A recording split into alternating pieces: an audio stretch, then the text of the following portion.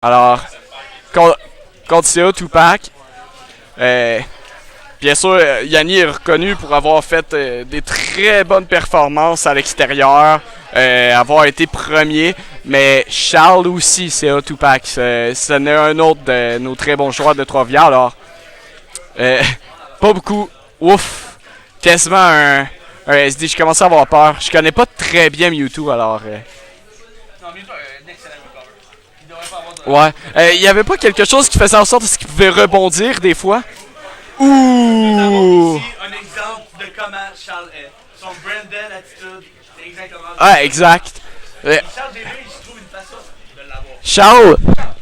Charles, on dirait qu'il y a un aura qui permet à ce que non seulement lui, mais les autres autour de lui perdent du quotient intellectuel. Là. C'est vraiment... c'est... Effectivement. Ça expliquerait beaucoup de choses. Mais non, néanmoins, Mais Blondinette, et comment que je peux dire ça? On le blague, mais d'après moi, c'est juste que sa force, c'est pas nécessairement les techniques, mais juste bien utiliser les appareils forts. Ouais, exactement. Bien maîtriser le jeu sans pour autant connaître tout ce qu'il faut. Là. Oh. Mais même à ça, c'est quand même égalité. On a parlé de Charles en bien, mais présentement, pas tué. Mais Mewtwo s'en sort très bien. Wow, le beau hobby bien placé pour éviter le coup. Ça, c'est ce que j'adore de Mewtwo. Son téléporte qui permet de passer au travers de l'adversaire pendant qu'il edgeguard, c'est vraiment le fun à voir.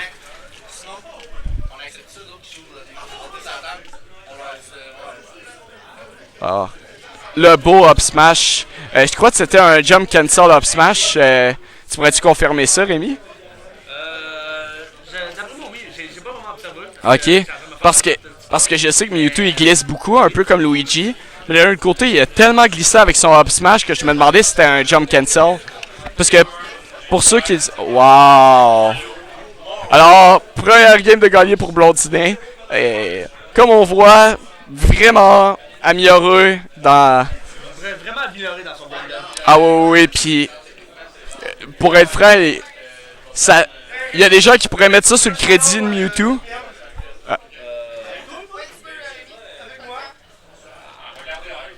Il y a des gens qui pourraient mettre ça sur le crédit de Mewtwo pis c'est bof, mais non, vraiment pas. Il y a une amélioration dans... Ah, ok. Ah, ok, parfait. Donc, deuxième combat, présentement c'est 1-0 pour Blondinet contre CO Tupac. C'est vraiment le fun de le voir avoir eu une montée aussi, un pic de talent là, durant ces derniers moments. Ouais, exact. Ouais. 2-1, je crois qu'il m'a dit. Il m'a dit qu'il avait gagné vraiment facilement contre son Pikachu. Mais contre son Mars, c'était très sérieux, mais il a fini par gagner les deux games. Ça va dépendre du match-up. Le point, Yann, tu connais pas les match-ups. Très bien. Pikachu est assez mauvais, je sais pas. Moi, je les connais pas. Oh, le Disable qui était... Ouais, voilà un autre.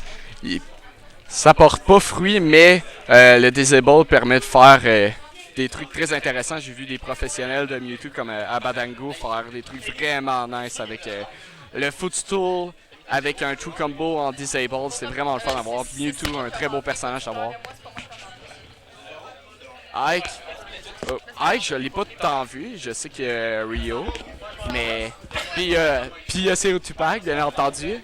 Mais je ne l'ai pas vu tant que ça, alors je pourrais pas parler de la même manière que j'ai le hype pour Mewtwo. Oh, et voilà. Ah, mais le mauvais smash qui a perdu le KO. Comme que je disais, Disable qui est très utile. Ah, le tilt, wow. Un beau tilt. S'il aurait fait un smash, probablement que Blondinet aurait eu le temps de shield, alors très bonne idée de sa part. Je remarque aussi que Charles, il change graduellement de personnage. Commence à le voir jouer plus souvent Ike que Mario. Ouais, Ça dépend des match-ups, mais à date, je le vois pas mal jouer Ike avec tout le monde. exact, probablement que... Je suis bien sur Ike. Oui, vraiment là. Je le verrais bien comme nouveau main de Charles sans problème. Non, il joue bien. Hmm. Il fait pas un abus de smash. Ouf. Quand il fait ses smash, il est bien placé. Ouais. Il a réussi à bien le placer. Malgré que je pourrais m'attendre à une téléportation de Mewtwo, mais we take those.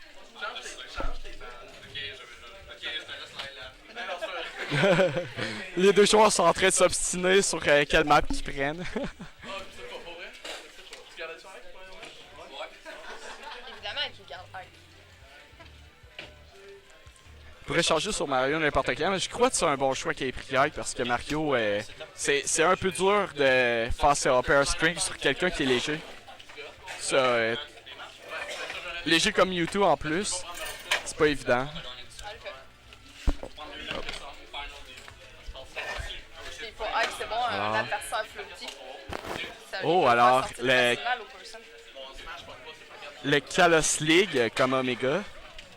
C'est quand même intéressant parce qu'il y a de l'air d'un stage qui peut permettre de faire des wall jumps, mais je crois qu'on peut pas faire de wall jump dessus. On peut? J'ai vu Piqué Panda le faire qui sont Lucario. Ah, ok, ça c'est le fun à savoir. Tous les Omega, on peut faire des wall jump. Ben, dépendamment, mettons, je pognerais à Albert. Albert, ouais. Ouais, Albert, ben, en dessous, il n'y a rien. Fait que tu peux pas wall jump parce que tout ce qu'il y a, c'est une grande plaquette. Il est pas Omega, par contre. Ah oui, oui, oui. Le Omega Albert, c'est juste une grande plaquette ligne. Ouais, c'est même plus mince que, disons, Miiverse ou bien Town and City. C'est à ce point-là. Ah, il y a des petites variations à chaque fois. Ou bien, mettons, il y a... il y en a une, celui de Shulk. Avec Xenoblade Chronicles, qu'il ressemble à Final Destination. Alors, ça marche pas de la même manière entre les Omega. Bon, retournons au match. À date, c'est une légère avance pour Sia Tupac, mais ça peut vite se rattraper avec Mewtwo. Ah, exact. Surtout si c'est Ike, puis on parle de Mewtwo. Ouf. Un dash attack et ça le sort. Exact. Mewtwo est encore trop flotti, je crois. Oui, mais j'aime bien avec les buffs qu'on fait, c'est comme un espèce de glass cannon. Il est facile à sortir, mais il est facile à sortir des gens. C'est peut-être pas comme l'équivalent de Ganondorf, là, il y a des limites. Mais c'est encore trop lourd, ils sortent pas des combos quand même. Mais c'est pas mon style de personnage que les punitions sont hard. Je suis trop habitué avec un personnage que je peux t'offrir à 150, fait que... C'est ça, je joue un personnage Ouais. qui s'appelle KDD. Mais Ike, au contraire, est quand même plutôt lourd. Ouais, quand même. C'est intéressant. Rapide aussi, un lourd rapide. Ouais, probablement le plus lourd de toute l'équipe de Fire Emblem. Je suis pas sûr comparativement à lui puis Karin, je pense. Ah ouais, j'aurais peut-être dit Robin.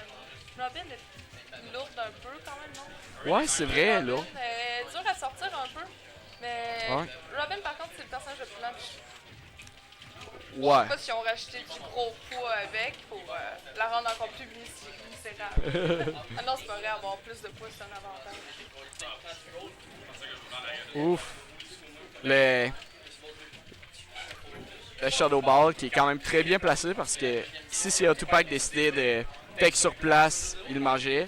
S'il décidait de tech roll, il y avait juste une option qui était bonne sur toute la gang. Fait que c'était une bonne idée.